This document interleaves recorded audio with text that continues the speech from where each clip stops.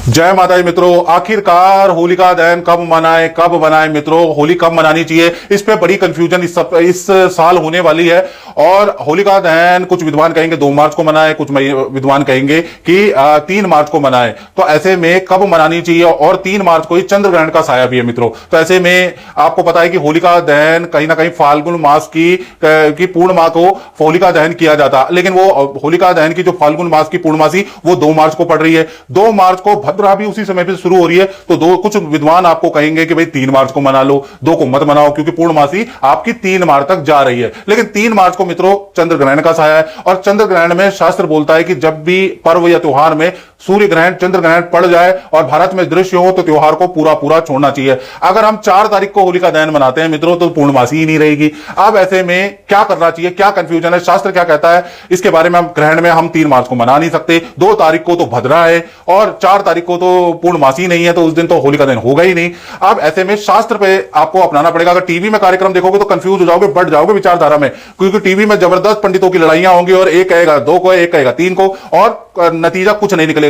इस कार्यक्रम में हम आपको पूरे डिटेल में शास्त्र के अनुसार, धर्म सिंधु के अनुसार आपको समझाने वाले हैं। तो ऐसे में क्या होता है, जब भी ऐसी कंफ्यूजन होती है ना, जब भद्रा हो और अगले दिन चंद्र ग्रहण हो, अगले दिन भी आप होलिका दहन नहीं कर सकते, तो ऐसे में हमें शास्त्र उठाना पड़ता है। तो शास्त्र के अनुसार धर्म सिंधु यह कहता है कि फाल्गुन मास पूर्णमासी को भद्रा काल रहित प्रदोष काल में ये होलिका दहन करना चाहिए। प्रदोष काल का मतलब होता है 6 से 9 बजे के बीच में रात्रि में आप जो है होलिका दहन कर सकते हैं, ये सामान्य नियम है। लेकिन वहीं पर धर्म सिंधु शास्त्र ये भी बोलता है कि कई बार वहां पर भद्रा आ जाती है। अब ऐसे में शास्त्र ये कहता है कि भद्रा को छोड़कर आपको होलिका दहन करना चाहिए। अब क्या है कि भद्रा मान लो कि बहुत लंबी है और भद्रा जब अंत हो रहा है और उस समय पूर्णमासी भी खत्म हो रही है, तो ऐसे में फिर शास्त्र बोलता है कि या तो भद्रा की पूंछ में, मुख में नहीं पूंछ में आप होलिका दहन कर सकते हैं। और इस बार भी मित्रों ऐसा ही हो रहा है, यानी कि इस बार 2 मार्च शाम को 5:56 से पूर्णमासी आरंभ हो रही है और 3 मार्च को शाम को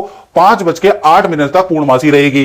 तो आप क्या है कि 2 तारीख को लेकिन भद्रा भी प्रारंभ हो रही है, भद्रा प्रारंभ हो रही है शाम को 5:56 से भद्रा प्रारंभ हो रही है, और 3 मार्च को सुबह 5:28 तक भद्रा रहेगी। तो इसमें प्रॉब्लम क्या है, कुछ विद्वान कहेंगे कि आप 3 तारीख को मना लो ना, 3 तारीख को क्या दिक्कत है अगर 2 तारीख को भद्रा है तो। लेकिन 3 तारीख को चंद्र ग्रहण पड़ रहा है और उसका सूतक 9 घंटे पहले यानी 6:30 बजे से तो सूतक स्टार्ट हो जाएगा। तो ऐसे में आप होलिका दहन अगले दिन भी नहीं कर पाएंगे।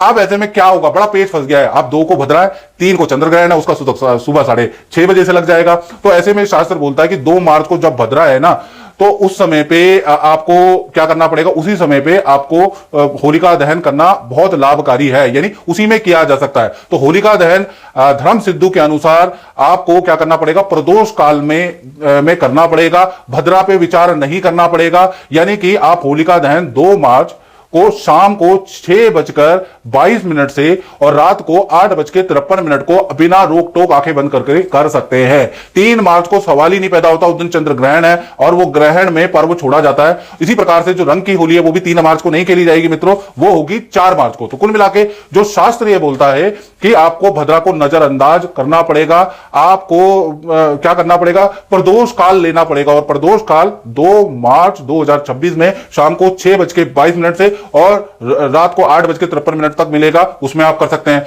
यदि आप भद्रा का पूंछ देखना चाहते हैं तो भाई फिर आपको होली आपको मनानी पड़ेगी 2 मार्च की रात्रि को 2:30 बजे से 4:30 बजे भद्रा का पूंछ है, उसमें आप मना लीजिए अगर आप शास्त्र के अनुसार चलते हैं तो। ये 2 टाइम सबसे अच्छे हैं, इसके अलावा कोई टाइम नहीं है, सब बकवास है, सब विज्ञापन है मित्रों। और आप होली जो मनाएंगे वो 4 मार्च को रंग की होली मनाएंगे। यानी कि अब आप समझ गए होंगे कि 2 मार्च को आपको होलिका दहन करना है और टाइम मैंने बता दिया, और 4 मार्च को रंग की होली, क्योंकि 3 मार्च को ग्रहण है। 3 मार्च को किसी भी प्रकार से आप होलिका दहन नहीं कर सकते। तो मित्रों इस कार्यक्रम में इतना ही, मुझे दीजिए इजाजत। जय माता दी।